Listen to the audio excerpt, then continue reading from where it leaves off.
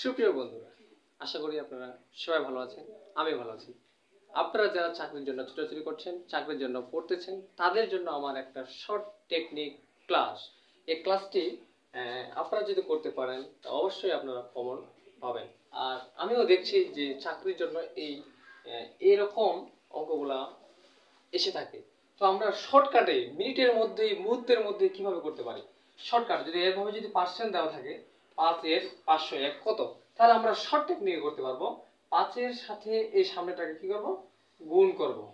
গুণ করলে কি হবে, 5 5 25, 25 বসাবো আর একটা দশমিক দেব। আর এবার এটার সাথে শেষেরটা গুণ করব, 5 একে 5, সামনে একটা শূন্য নেব। যদি এককের হয় তাহলে একটা সামনে শূন্য নেব।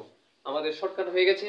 এবারে দেখবো আমরা শেষেরটা 7 6 42, 42 বসাবো, দশমিক নিব, আর শেষটা 7 8 56। আমরা সহজেই এভাবে শর্টকাট টেকনিকে অঙ্কগুলো সমাধান করতে পারি। সবাইকে ধন্যবাদ।